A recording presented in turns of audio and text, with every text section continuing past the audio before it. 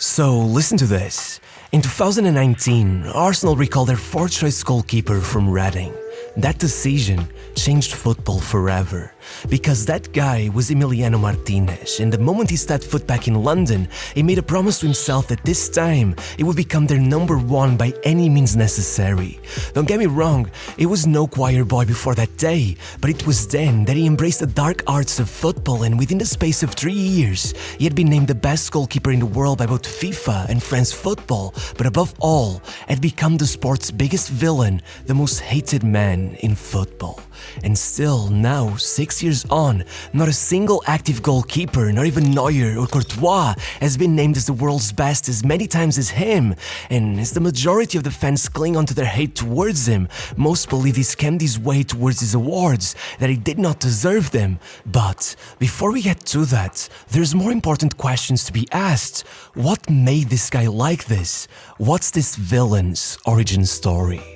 Well, as legendary Aston Villa goalkeeper Mark Bosnich said, this is insecurity masked as arrogance. Because after all, for most of his life, this guy was a nobody, a journeyman, a literal professional backup player. First things first, this guy never played a single match in his home country. He tried out for River, tried out for Boca, and kept being rejected until Independiente took him in and moved him 250 miles away from his parents, which was much harder on him given that his family couldn't even afford to visit him more than once a year. And look, his academy progression was nothing special. There was no prospect that this kid would ever take on the whole world like this, but then, randomly, without much hype surrounding any young keepers, he got called up by Argentina to the Under-17 South American Championship, and after an already surprisingly good performance, he lined up in the final against Brazil, went into a penalty shootout, and though much more well-behaved back then, he kept 3 penalties out, including an incredible one against Philippe Coutinho himself, and though his teammates would miss enough that they lose regardless, there was an Arsenal scout in the stands. So, in Emi's own words, when Independiente called, I thought maybe they wanted to discuss my academy contract. Then they mentioned Arsenal, and I thought they were joking. This was all so foreign to Emi that his only demand during the contract negotiations was that they buy his father a car. Upon arrival, he was even amazed when they showed him a ball launcher for the first time. And though this all seemed like a dream scenario, especially once shortly after, Oscar Ustari went out injured, leading to his call-up to the full-on Argentinian national team, well, actually, it would be 10 years before he got another call-up, and at Arsenal, it would be 9 of getting tossed around from one loan deal to the other, making only 56 starts across 7 different clubs over that time. For some perspective, when he arrived, Mikel Arteta was one of his teammates, still with 5 seasons left to play, and by the time he finally got given a chance, he'd be the first team manager. Anyone would have quit, but Emi had made a promise. I said to my mom when I turned 18 that I would not come back to my country as just one more frustrated player who went to Europe and came back with nothing. So, as stubborn as he is, he made sure of that. Right on that first season, after only ever being allowed to even sit on the bench twice, Emi was sent out on an emergency loan to 4th-tier Oxford United that lasted for a single game as they immediately lost and missed out on the playoffs. Then, in his second season, he actually got a lucky break as both Szczesny and Fabianski went out injured, though even then, he was benched in favor of Vito Manone. And worse, after being given his debut in the League Cup, he came back for the next round and proceeded to concede 5 goals to Reading. Such a disaster of a performance that 389 days went by before he stepped onto the pitch again, and even once he did, it was thanks to yet another emergency loan, this time to Sheffield Wednesday. And even if somehow that went well enough that it prompted Arsenal to keep him around the following season as their 3rd keeper, being forced to play him for 5 matches in a row as both Szczesny and Ospina ended up in the medical department, No matter if Emi was able to keep a clean sheet in a match against Dortmund, getting the papers to describe his performance as faultless and being named the UEFA Team of the Week, as Arsene Wenger himself supposedly told him that, "Emi, you are the future of this club." Well, then, he conceded 3 to Stoke City, leading the fans to confront Wenger as he boarded the train back to London, meaning that, just 3 months later, he was again being sent on an emergency loan to Rotherham United. There, he actually did pretty amazing, arriving with the club in such a dire state that their manager promised to show up to their final match in beach shorts and a sombrero if they avoided relegation, and forcing him to pull through as he led them past the final 6 games of the season while only losing once, with that same coach claiming that "we're surely gonna be watching Emi on Match of the Day in just a few months." Though instead, what happened was something much different. Petr Cech shocked everyone by joining Arsenal from their rivals Chelsea out of nowhere, and though training beside him was surely a dream come true for Emi, it also meant their number 1 spot was locked in by one of the all-time greatest for the next 3 years. If Szczesny would struggle, Emi was dead in the water, especially once, following yet another loan move to Wolves, he got injured for 2 months and was never able to regain a place in the team. The next season went by in a flash, even if he did get his first Premier League appearance in 870 days. The one after that, he got loaned out to Getafe, hoping a move out of the country would help, but 7 appearances was all he could muster. And so, as Wenger retired and Unai Emery took over, he had been completely forgotten. So much that even with Szczesny and Ospina gone, one of Emery's first moves was to bring in goalkeeper Bernd Leno for a club record 22 million euros, lining him up to be Cech's replacement before Emi ever got a chance. Matter of fact, that's precisely when his final loan came. But though a lot of people like to romanticize that stint at Reading, saying it was what gave him the confidence to tell Arsenal that he refused to ever be loaned out again, well, though he did play well, that wasn't why. The real problem was Leno. People almost forget it now, but in his debut season, he was rivaling Aubameyang for the Player of the Season award. Emi knew that either force something to happen or, being already 27, embarrassingly the club's longest-serving player with 10 years under his belt, despite having barely ever played for them and having a wage 4 times smaller than the new guy. It was time to pull the trigger and just leave. Still, Emery barely budged. Sure, he played him in most cup matches, but ended Leno a complete monopoly over the league, and as much as that warranted Emi a place in the national team's bench for a couple friendlies, it was clear he wasn't satisfied, especially once his old teammate Mikel Arteta took over and nothing changed. But then came the pandemic. Football was shut down, and barely 2 hours of game time into its return, Leno went down with a horrific ACL injury. Now, there was no choice. Until the end of the season, they would have to make Emi their number 1, and so, that same day, he made his first Premier League appearance in 1,167 days, and was good enough that by the end of the league season, yet Arsenal legend Ian Wright already claiming that people at the club had told me he was good, but I never thought they meant this good. I don't see why he'd ever be okay with being number 2 again.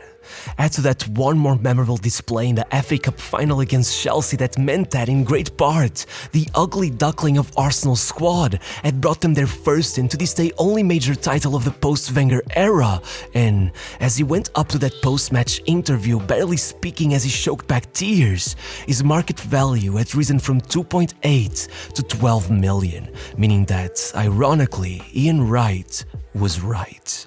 Before preseason even ended, the final ultimatum had already been set down.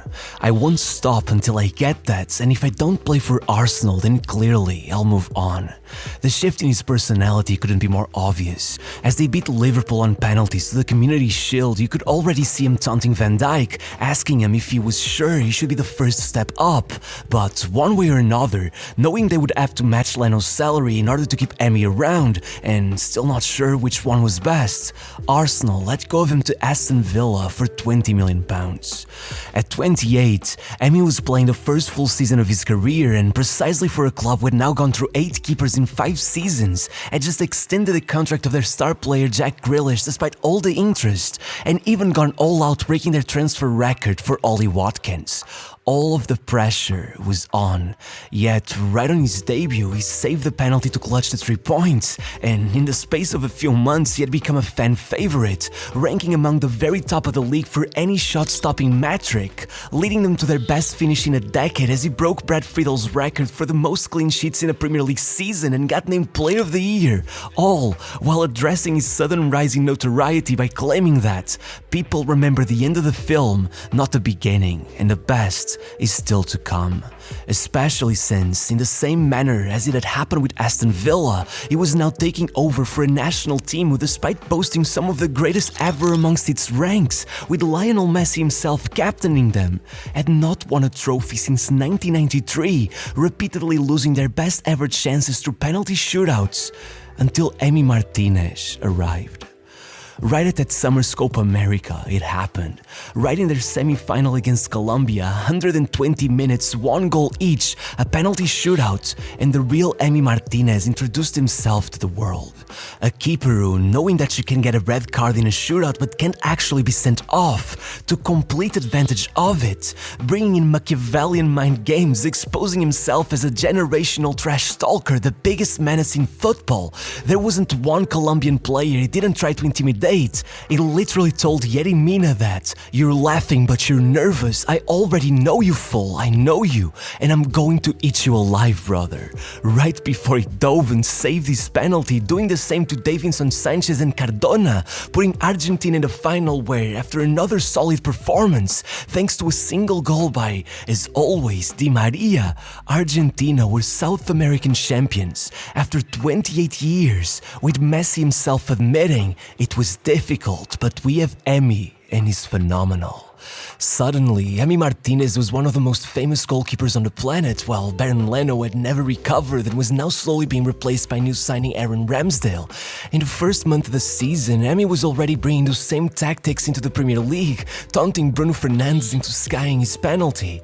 And though that club's season wasn't the most notorious, by summer he had taken the Finalissima as well, and much more importantly, midway through his 3rd season, as the Premier League was brought to a halt for an unusual Winter World Cup, Emi was back representing Argentina, who were now getting used to winning.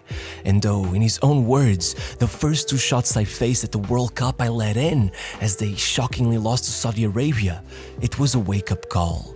By the round of 16, he was already making last-minute saves to secure a place in the quarters, and there, it was back on. A 2-0 lead evaporated in the 11th minute of injury time, with Emi getting posterized, but then, a penalty shootout. He pretended to hand the ball to Berghaus, only to drop it and force him to pick it up himself. He kicked it to the side while staring at Koop Meiners, even kicked it into the center circle as it was Weghorst's turn.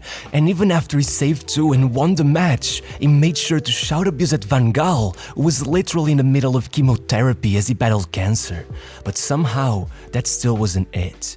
After a routine 3-0 win against Croatia to reach the final, Emi took center stage alongside Messi and Mbappe in the game of the century.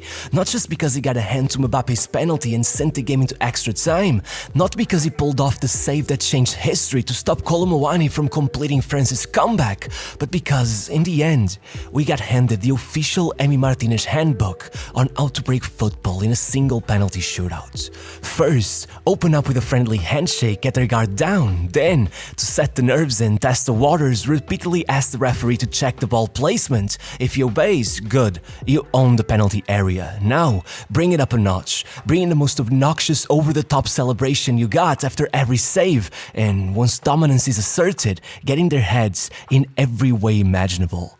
Grab the ball, don't give it back, get the fans riled up, get them to chant louder, throw the ball away, and as always, make them go get it. But once it's the other keeper's turn to do the same, don't let them. Always get the ball and hand it off to your teammates, and even once the referee finally grows a pair and tells you to stop, just shout, yell, and flay your arms around as much as you can. The yellow card will come, but it will be too late. You're a world champion now. You only saved one penalty. It was actually your worst technical performance in any international shootout across your entire career. But you made yourself the main character enough that no one talks about anything else other than you.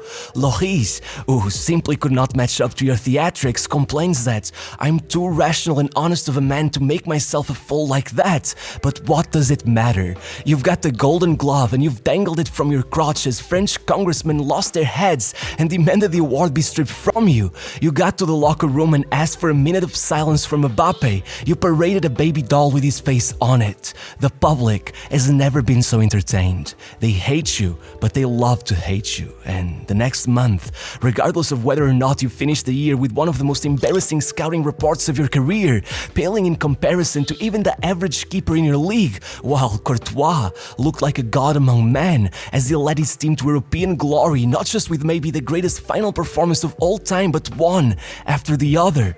It doesn't matter. While others were stripped of awards in favor of fair play, you are named best goalkeeper on the planet because everyone was simply too entertained to think of anyone else.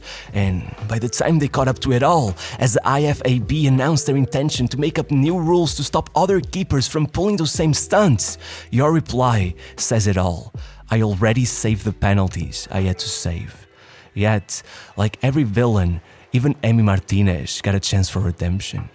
By his third season at Villa, Courtois injured his ACL, meniscus, Achilles and one of his adductors. The one truly all-time keeper around was pretty much out all year. And what did Emi do? He went up against Lille in the Conference League and with buzz already raining down from the stands, he went into the penalty shootout and, of course, in order to destabilize the other players, he riled up the fence to the point a few actually invaded the pitch trying to get to him, finally getting hit with that infamous red card that meant virtually nothing and, as always, saving 2 penalties and silencing their whole stadium. However, forget all of that, because again, there was a Copa America to be played and of course, he did it all again. 2 penalty saves against Ecuador in the quarters and a little dance to celebrate. Now across 24 attempts against him over his entire career, the strikers had settled for a mere 50% conversion rate. And of course, with a great performance 10 days later, another golden glove and another trophy. Even if FIFA themselves would once and for all hand him a ban, as he would yet again hold a trophy up to his crotch. Once the award ceremony arrived, they handed it to him again, even though no other keeper had ever won it twice. I guess he's the best ever, huh?